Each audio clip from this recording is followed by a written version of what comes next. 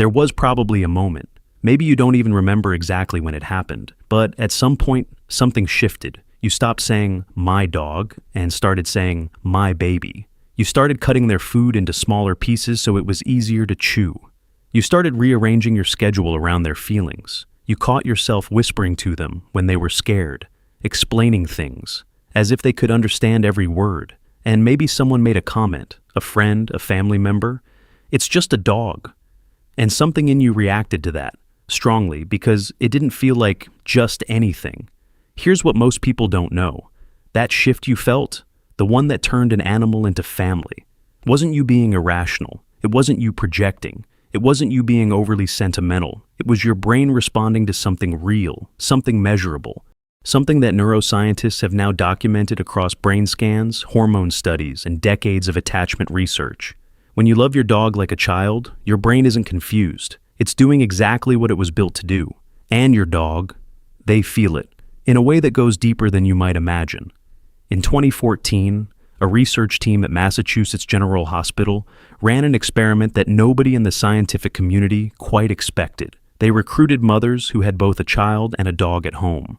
They put each woman inside an fMRI scanner, a machine that maps real-time brain activity, and showed them two sets of photographs, photos of their own child and photos of their own dog. The researchers were looking for differences, areas of the brain that lit up for one but not the other. What they found instead stopped them. The overlap was almost total, the same reward circuits, the same regions tied to emotional bonding and social cognition. The same areas associated with the generation of what we scientifically call affiliation, which is the technical term for the pull you feel towards someone you love. There was one distinction. Images of their children activated a region linked to face processing. Images of their dogs activated a region linked to movement and action, watching them run, play, exist. But the core emotional architecture, the deep ancient parts of the brain that generate love, fired identically for both. This study was published in PLOS One. It was peer-reviewed, it was replicated, and what it means is simple, even if it sounds extraordinary.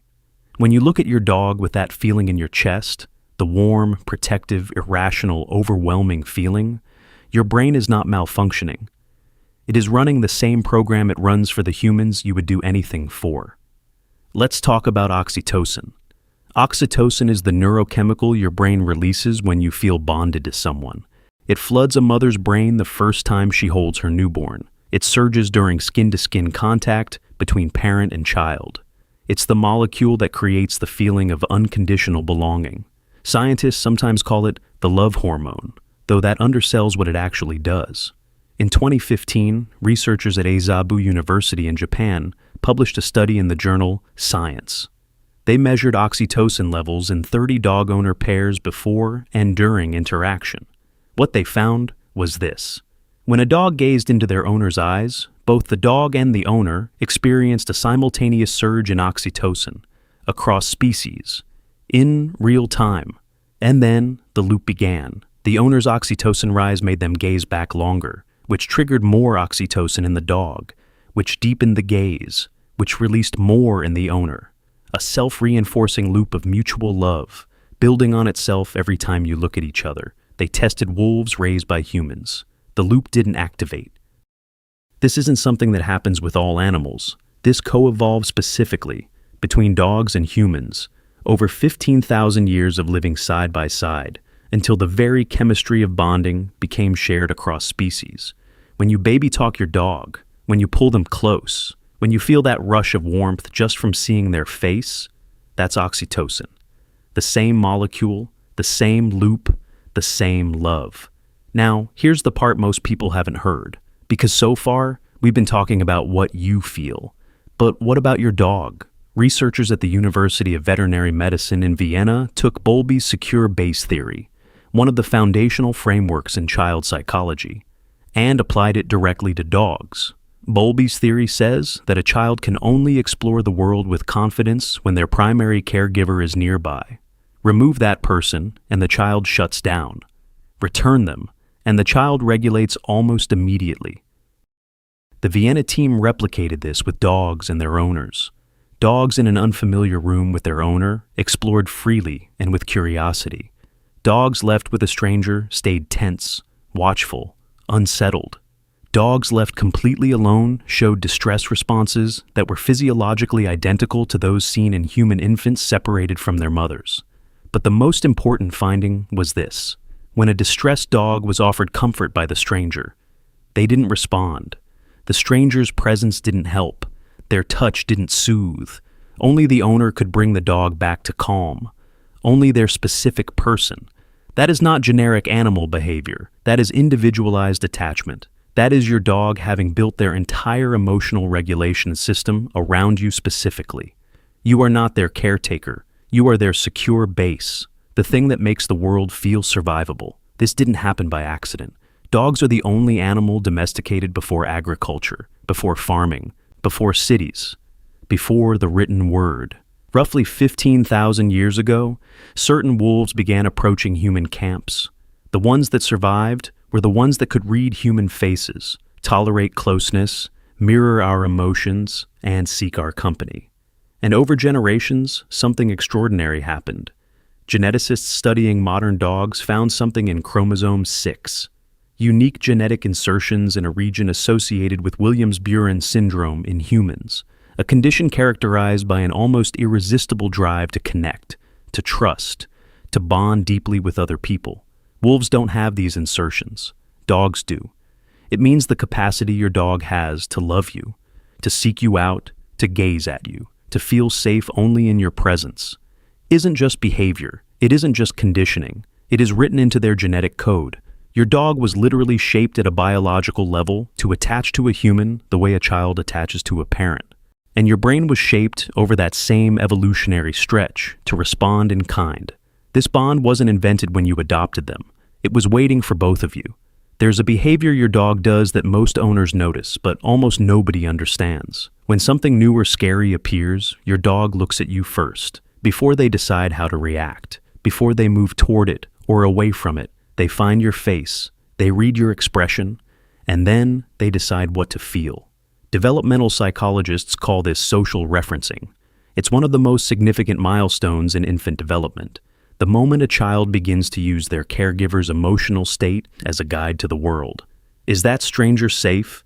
Let me check mom's face. Is that loud noise something to fear? Let me see how dad reacts.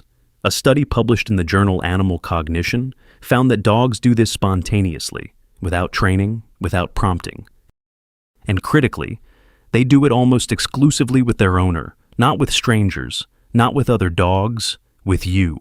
No other non-human animal has been shown to do this with humans. Not chimpanzees, not dolphins, not wolves raised from birth in human homes. Your dog is not just watching you. They are using you as their emotional compass, the way a child uses a parent to understand whether the world is safe. Here's something the science makes very clear that most people find hard to sit with. Your dog doesn't just miss you when you leave. They experience something that looks, physiologically, a great deal like grief. Cortisol, the primary stress hormone, spikes measurably within the first 30 minutes of owner absence. Heart rate elevates, vocalizations increase, dogs circle the house, return to spots their owner was last seen, and wait at doors.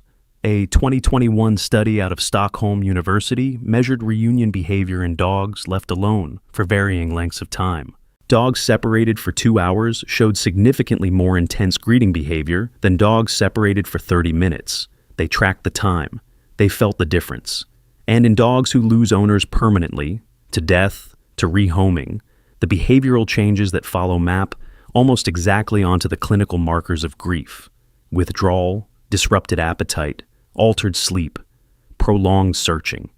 These aren't the behaviors of an animal that has lost access to food and shelter. These are the behaviors of someone who has lost their person. When you walk back through that door at the end of the day, the joy your dog shows you isn't just excitement, it's relief. It's the specific, overwhelming relief of a small being whose whole world just came back. There's a quiet embarrassment that some dog owners carry. They call their dog their baby and then laugh at themselves. They cry when their dog is sick and wonder if that's too much. They rearrange vacations, skip events, drive hours for a vet appointment. And somewhere in the back of their mind, They wonder if they're being ridiculous. They're not. Every piece of science we've looked at in this video points to the same conclusion. The bond between a dog and the human who loves them is not a simulation of the parent-child bond. It is, in every measurable way that matters, the same bond. Same attachment classification, same neurochemical loop, same brain regions, same secure base function, same grief response when it's broken. The love is real, the science says so. And your dog, they were built genetically, neurologically, across 15 millennia of coevolution, to receive that love and to return it, not to a human they happen to live with, to their person, to you. So, the next time someone implies you love your dog too much, remember what's actually happening. Your brain scans like a parent's brain, your hormones loop like a parent's hormones, your dog attaches like a child attaches. Their nervous system regulates around yours. Their grief when you're gone mirrors what a child feels when a parent disappears. You didn't decide to love them this way. Neither did they. You were wired for each other long before you ever met. That's not sentiment. That's 15,000 years of biology. If this changed how you see your dog, subscribe and drop a comment below. I want to know, what's the moment you realized your dog wasn't just a pet, it was your baby?